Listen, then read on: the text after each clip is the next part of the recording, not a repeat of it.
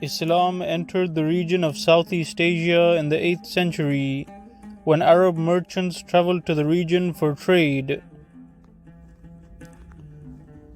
The first Muslim kingdom in the history of Southeast Asia was the Perlak Sultanate, which emerged during the 9th century and ruled over much of modern-day Indonesia.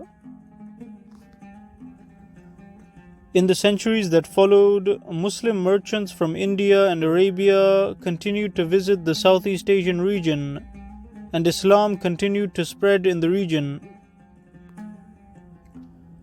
During the 13th century, a more powerful Muslim kingdom emerged in the region, known as the Pasai Sultanate, which expanded Muslim rule in Southeast Asia. The Pasai Sultanate reached its peak during the reign of Sultan Zahir bin Malik, who built hundreds of mosques and enforced Islamic law throughout the kingdom. This made the Pasai Sultanate the safest kingdom in Southeast Asia, which was a region plagued with piracy.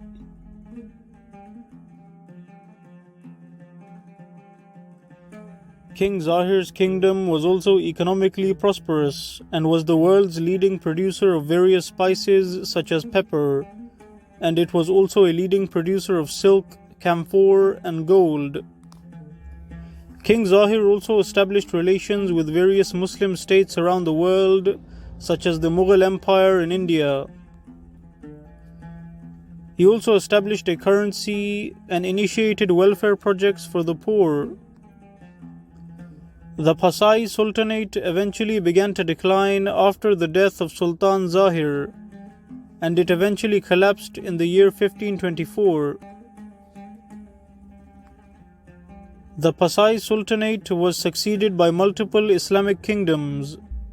However, the most powerful of these kingdoms was the Aceh Sultanate, which ruled over much of modern-day Indonesia, Malaysia, Singapore, and Thailand. The Aceh Sultanate established a powerful navy and formed strong relations with the Ottoman Empire, who helped them in their fight against the Chinese, Portuguese, and Dutch invasions. The Sultanate of Aceh also invested in architecture and built many great mosques across Southeast Asia, such as the Raya Indrapuri Mosque. The Aceh Sultanate also produced many great Muslim scholars and scientists such as Abdul Rauf Sinkil, who translated the works of Al-Ghazali and Imam al-Nawawi into the Malay language, and Hamza Fansuri, who translated the Persian works of Umar Khayyam into the Malay language and contributed to developing Islamic education in Southeast Asia.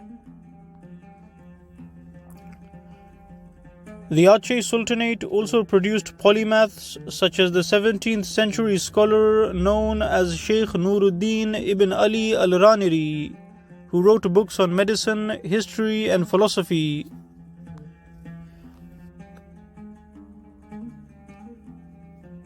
The Sultanate of Aceh continued to flourish and was able to protect the region from European invasions for centuries.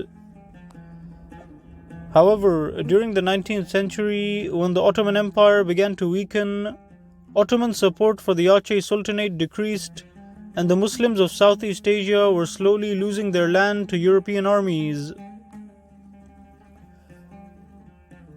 However, in these difficult times, many Islamic reformers emerged in the region in order to face these new threats.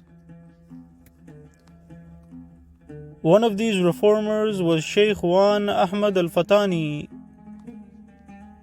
Sheikh al-Fatani established an organization known as Jamia al-Fataniya, which tried to unite all Muslim states and people in the Southeast Asian region against European invasions. This organization included members from various regions such as Sumatra, Singapore, and Borneo. Many other Malay Islamic scholars played a role in resisting colonialism during the 19th century, when the sultanates had failed to resist.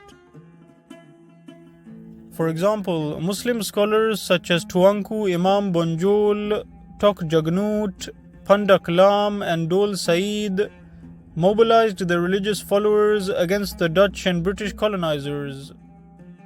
However, by the beginning of the 20th century, most Islamic states in Southeast Asia had been conquered by the Dutch and British empires.